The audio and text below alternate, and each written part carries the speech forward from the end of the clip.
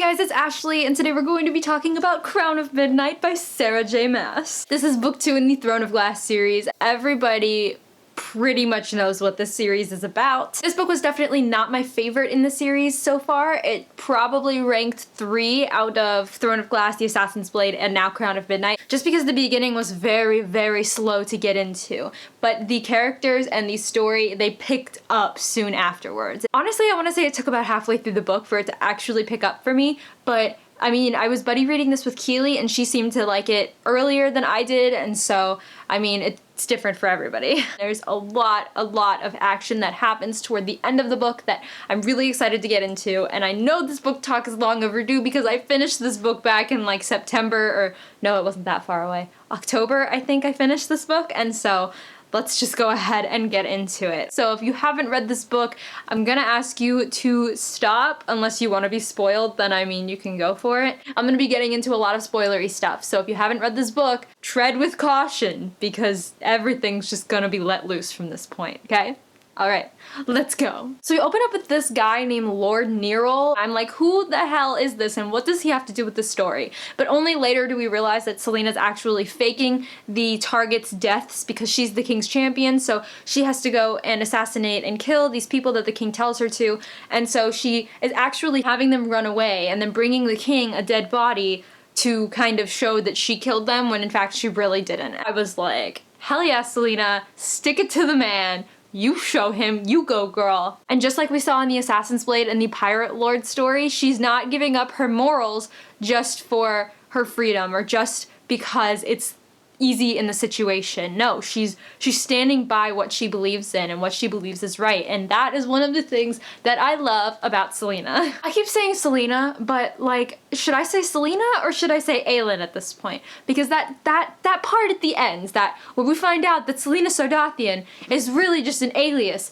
because her real name is Aelin, whatever the heck her last name, I don't even know anymore. I honestly, Galathinius.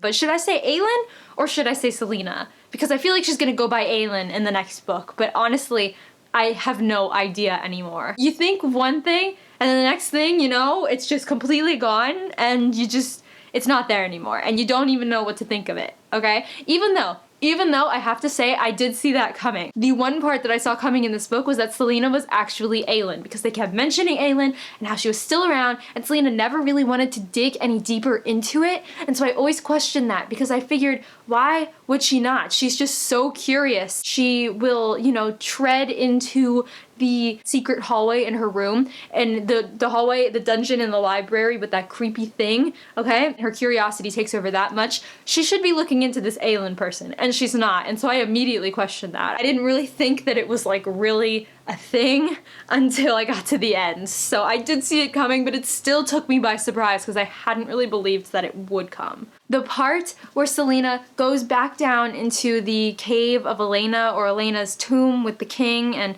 that place, and all of a sudden the door knocker, Mort, starts talking to her. I was really glad for that because it gave some comedic relief in the situation, but I was also kind of like getting a little agitated with Selena because I'm like, really? A door knocker is talking to you and you're still not really gonna fully understand or believe that magic still exists? It was just kind of like a real big awakening for Selena to say, holy crap, this is happening.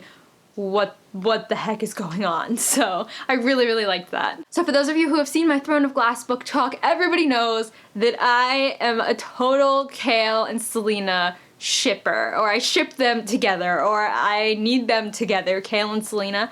And throughout this entire book, throughout the beginning, I was dying for that to happen. And that moment when Kale goes with her to visit Archer, who is the new target on the king's list that she's supposed to be killing, and he's coming out of that shop and he calls her Lena, and Kale gets really jealous, and you can tell.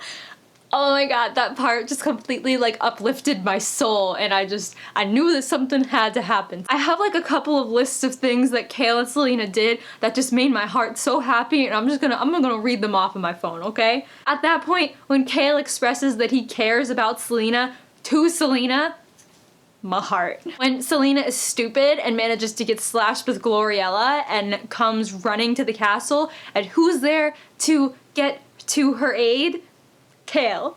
My heart. when Reina singing with the harp and Selena starts crying and she holds Kale's hands. My heart. When Kale and Selena are dancing outside of the castle during that ball. My heart. My heart, you guys. My heart. But since I keep talking about Kale, I guess I need to mention Dorian at some point. Which, I mean, it would be completely fine with me to just completely leave him out. But honestly, Dorian started growing on me in this book. In the first book, I didn't like him at all. I don't know what it was, but I just really didn't like him. Or at least I don't remember what it was, I guess. In this book, he really started to grow on me. And I don't know if that was because we found out he had magic and that he was going through kind of the same thing that Selena was. Or if it was like something that changed in his character, but I just really, really liked him in this book, and I don't know why. Basically, throughout the first half of the book, every Dorian point of view was just him wallowing about why he didn't have Selena anymore. And why didn't Selena love him anymore? Why was Selena always looking at Kale? Why did Selena not want to be with him anymore? Every single point of view was just him complaining, or him wallowing, or him complaining some more. Until the point when we saw that Dorian was trying to persuade Roland and the king and the king's men in the room that they didn't need to, what was it? I think it was like add more slaves or crack down on that one slave labor camp. At that point, and when he discovered that he had magic, onwards, I really, really liked him. And it's weird, but I did. Okay, so we all know that the king is like a really, really, really big asshole.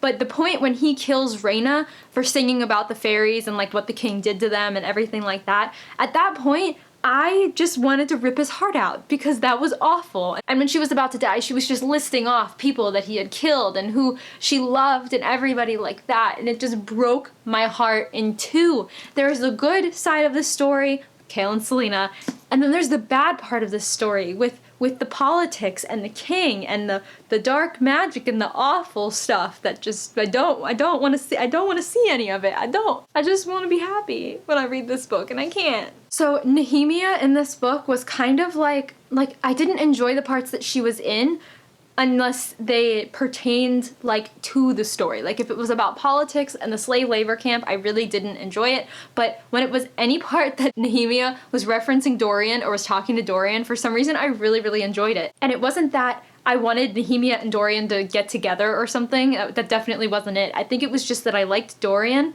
so I liked whenever he was spoken about. The point in the ballroom when Nehemia tells Dorian that she'll help him find his power, I'm like, what the heck is that supposed to mean?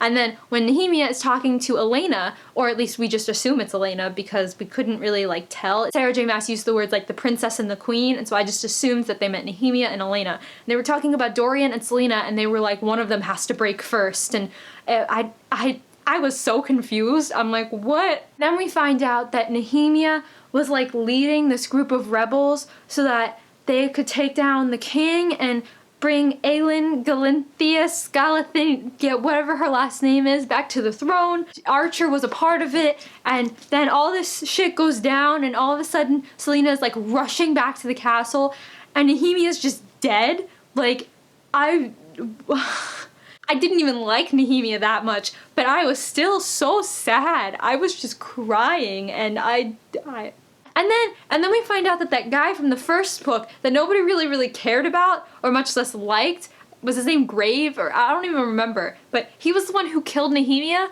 Like, where did he come from? Why him, of all people? I didn't understand that. Like, why couldn't it have been somebody in the castle or somebody close to the king? Filming this book talk probably a month and a half after I read this book probably isn't helping my confusion, but I'm still confused thinking about it. You have that scene after Selena discovers that Nehemia is dead and she tries to attack and to kill Kale, and Selena just goes off the deep end and they put her in the dungeon, and then Kale is kind of like wallowing himself because, oh, I messed up, and oh, Selena will never trust me again. And at this point, I feel like Dorian is like the only sane person in this entire book, honestly. So, you know, I give a round of applause to Dorian for just completely changing my perspective of him at 180 degrees. Like, just, you go. Oh, and then in that same scene, Dorian stops Selena's hand from stabbing Kale with his magic. Dorian exposing himself, and Selena is going off the deep end, and Kale is wallowing in his sorrows.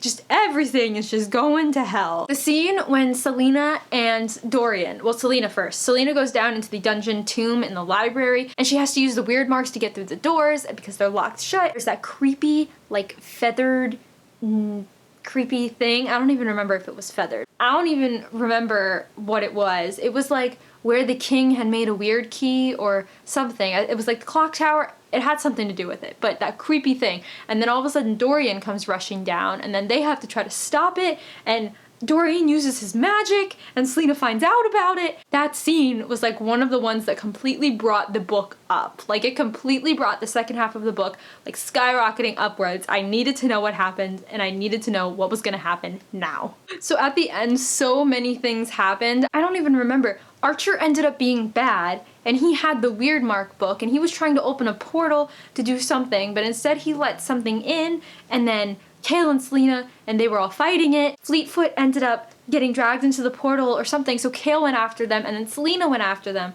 I think. And then we find out that Selena is Fae, and so her form changes, and she gets fangs and everything, and she's really, really cool, and then they come back in, and she keeps, like, her human form. It's just a lot to take in, and a lot happened, and I just, this is what I wrote down. I wrote, so Archer was bad, and Selena is Fae, and Kayla's going back to Aniel because he made a deal to send Selena to Wenlin, and meanwhile Dorian is gonna stay at the castle and do prince stuff. So basically everybody is splitting up at this point, and I'm really kind of scared to see where the next book will go because I've gotten so used to this cast of characters, and now we're gonna be introduced to so many other people in Wenlin and all the Fae, and I'm just like, I'm scared, man. I'm scared, but I'm excited at the same time because I want to see where the story goes, and it's just a lot to take in. And then the last thing that I actually wrote in my notes was, oh, so the king has an army of wyverns. That's not scary. That's great. Yay. Like I said, I'm scared for the next book.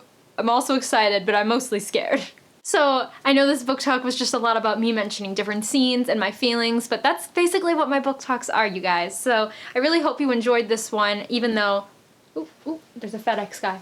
Oh my god, is he bringing me a package? So I really hope you guys enjoyed listening to all my feelings about Crown of Midnight, and I really can't wait to jump into Airfire. I'll definitely get into it either in January or in February. One of those 2 months I will, okay? So please, if you guys have read this book, let me know your thoughts on Crown of Midnight and what is your favorite book in the series so I know which one to look forward to the most. If you like this video, be sure to give it a big thumbs up or subscribe to my channel if you want to be notified of when I upload new videos. If you want to follow me on social media, all my links are in the description below. Thank you guys so much for watching, and I'll catch you later. Bye!